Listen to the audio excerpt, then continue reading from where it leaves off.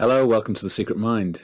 Today I'm doing another of these shorter segments. We're back on ghost stories. I haven't done them for a while, and this was the most exciting book to read one from. Just going to read you one, not going to do my other one. The true stories are the ones that are written less dramatically, are kind of less dramatic. I'll come back to it at some point.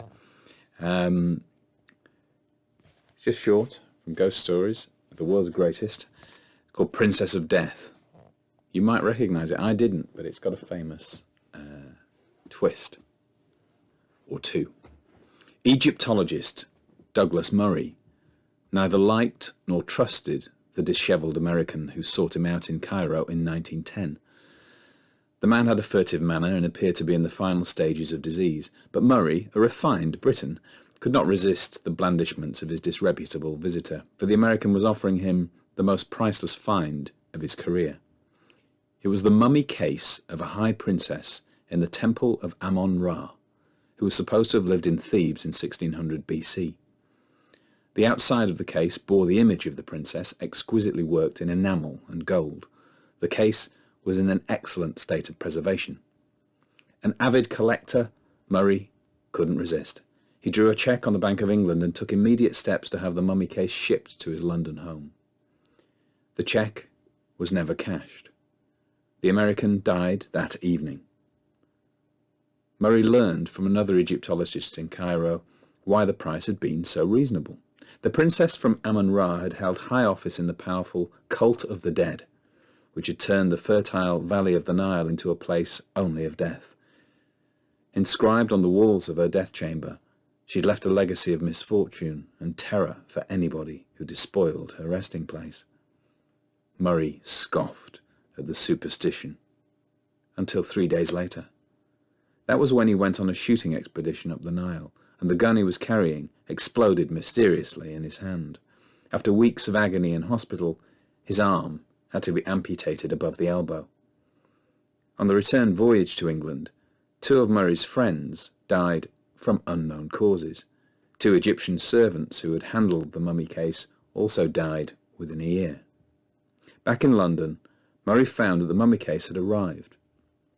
When he looked at it, the carved face of the princess seemed to come alive with a stare that chilled the blood. Although he had made up his mind to get rid of it, a woman friend convinced him that he should give it to her. Within weeks, the woman's mother died, her lover deserted her, and she was stricken with an undiagnosed wasting disease. When she instructed her lawyer to make her will, he insisted on returning the mummy case to Douglas Murray.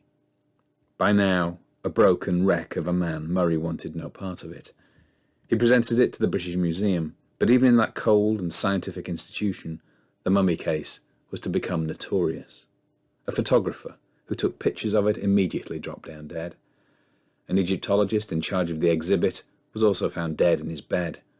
Disturbed by the newspaper stories, the board of the museum met in secret. There was a unanimous vote to ship the mummy case to a New York museum, which had agreed to accept the gift provided it was handled without publicity and sent by the safest possible means. The case must be shipped by the prestigious new vessel making her maiden voyage from Southampton to New York that month. All arrangements were successfully completed, but the mummy case never reached New York. It was in the cargo hold of the unsinkable Titanic when she carried 1,498 people to their doom on April the 15th, 1912. So that's quite a tale. I didn't know the tale, but I have since Googled it because it appears as though nowadays we're supposed to do some sort of fact-checking, aren't we? I don't really want to do that for a story, but I feel obliged to, so I did a little quick Google on it. And Snopes, I mean, if we're fact-checking ghost stories now, what's the world coming to? But did a cursed mummy sink the Titanic? Well, they're sceptical. The following tale sends chills down your spine, doesn't it? Of all the tales of the supernatural, this one is perhaps the best documented, the most disturbing and the most difficult to explain. So it's a story I'd never heard before. And their conclusion is it's only a ghost story. No mummy was carried as cargo by the Titanic on its one and only voyage. First of all, the tale is inconsistent. One of the few names quoted in the piece is that of Helena Blavatsky, a well-known occultist of the period. But she died in 1891, and the voyage obviously didn't take place till 1912. I'm not claiming her in my story, so you can't criticise on facts that I'm not claiming, surely. The facts of the matter: in 1985, the president of the Titanic Historical Society found the ship's cargo manifest, featuring raw feathers, linen, straw, hatter's fur, all sorts of other stuff. No mummy. No mummy was found. So the ghost story was concocted around the turn of the century by two Englishmen named William Stead and Douglas Murray. Stead was a well-known journalist and editor who crusaded on behalf of liberal causes and created a national scandal when he published an article entitled "The Maiden Tribute of Modern Babylon." He was also a believer in mysticism and spiritualism. We don't know much about Murray, but they crafted this elaborate horror story. Why did they do it? I wonder. Publicity? And okay.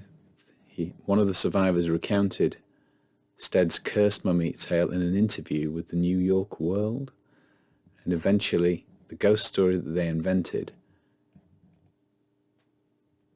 produced the legend. So, I mean, what an appealing thing to go viral with your story. Why am I asking even why people would do that? Going viral is the most one of the most popular activities at the moment, trying to do that. So anyway, what it turns out is that there was no mummy on the Titanic, so it can't be true. And in fact, that mummy is still in the British Museum. But that's the story behind it. Anyway, that's a little thing about ghosts. And thank you there to Barbara and David Mickelson, who's done some research for it there. And you can follow it up if you want to. Still, rather a good story with the Titanic twist ending. So beloved in science fiction. See you tomorrow.